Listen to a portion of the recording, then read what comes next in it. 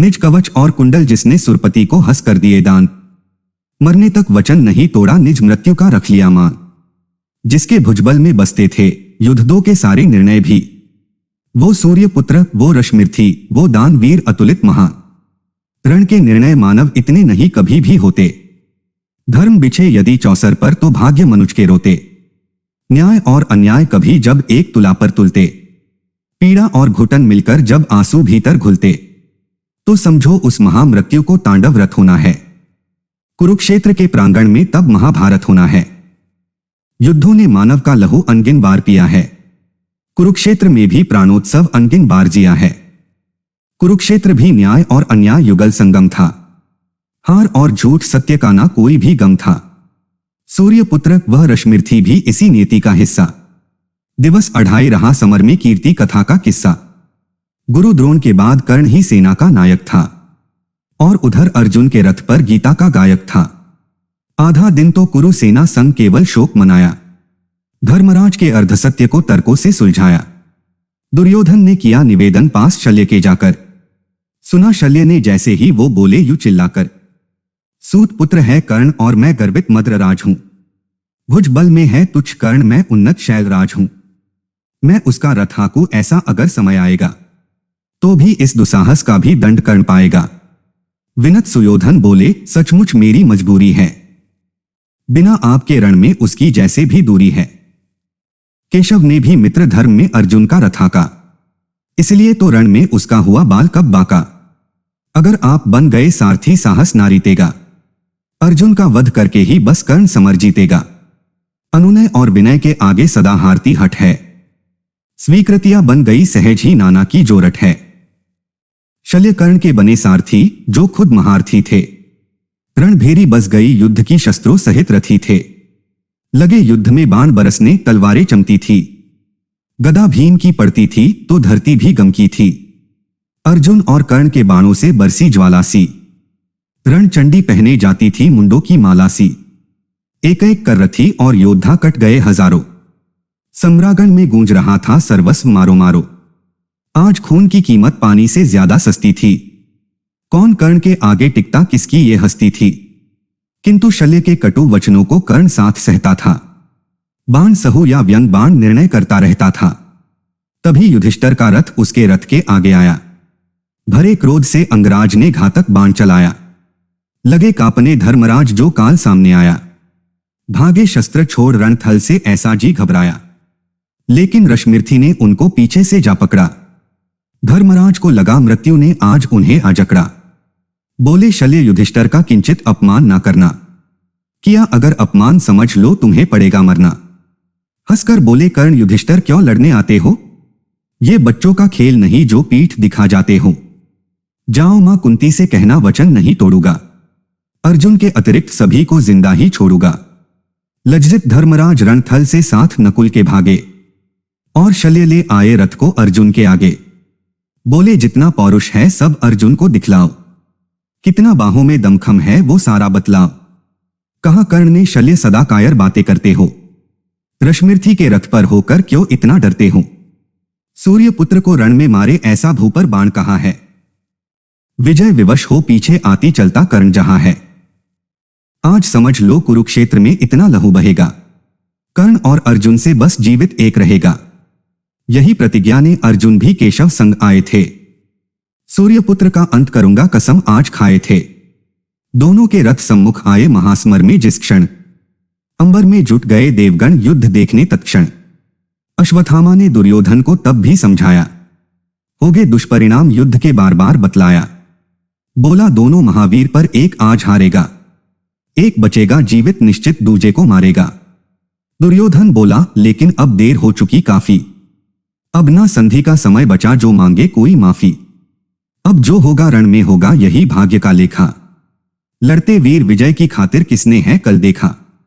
केशव ने भी अर्जुन को कर सावधान समझाया, अर्जुन ने गांडीव उठाकर पहला बाण चलाया। राधा पुत्र समर कौशल ना अर्जुन से कम था, निभा रहा था मित्र धर्म ना पाप पुण्य का गम था। क्या कौंते और राधा के सुत के बीच समर था, नहीं इधर था दूध प्रथा का लड़ता रक्त उधर था। वीर कर्ण ने बाणों की कुछ ऐसी झड़ी लगा दी, रणचंडी को आज खून की जैसे प्यास जगा दी। केशव समझ गए थे रण में होगी कठिन परीक्षा और पार्थ को लेनी होगी स्वमकाल से दीक्षा। दिव्य बाण तरकश से दोनों योद्धा खींच रहे थे और रक्त से सम्रांगण में अविरल सींच रहे थे। दोनों के बाणों से भू पर शीश पड़े थे कटकर। सम्रांगण भर गया समूचा लाशों से पटकर। अर्जुन ने क्रोधित होकर के कर्ण पुत्र को मारा। रश्मिरथी के आंखों से तब बही अश्रु की धारा। जैसे अभिमन्यु के वध पर वीर पार्थ पागल था, ऐसे ही वृषसेन मृत्यु पर आज कर्ण घायल था। क्रुद्ध कर्ण ने अर्जुन पर बाणों की वर्षा कर दी। अर्जुन ने भी दिव्य हाथों से दसों दिशाएं भर दी। बहुत देर हो गई समर को, प्रहर दूसरा बीता। ना कोई इस रण में हारा, ना कोई भी जीता। आखिर सर्प बाण तरकश से हाथ कर्ण के आया। अब अर्जुन का वध निश्चित है, हर सैनिक चिल्लाया। प्रत्यंचा कानों तक खींची, बाण कर्ण ने छोड़ा। केशव ने रथ के घोड़ों को त्वरित दाहिने मोड़ा। घुटनों तक झुक गए अश्व, बस बाण कंठ तक आया। किंतु लगा वह दिव्य मुकुट में प्रभु की थी सब माया। प्राण बचे अर्जुन घबराए, पर केशव मुस्काए। बोले पार्थ साथ में मैं हूं, किंचित ना घबराए। इधर कर्ण के संग पार्थ का रिपु तक्षक बेटा था। अश्वसेन तरकश में था जो तीर संग लेटा था। कहा कर्ण से रखो बाण पर प्राण पार्थ के लूंगा। मेरा प्रण पूरा हो तो उपकार नहीं भूलूंगा।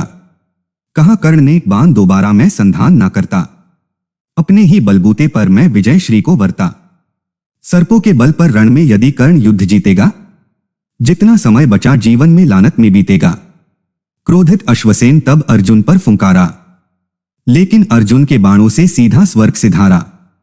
लगा युद्ध कर्ण और अर्जुन में फिर से होने। दोनों आतुर थे मुंडों को रण खेतों में बोने। 11 डोरी वीर कर्ण ने बार धनुष की काटी।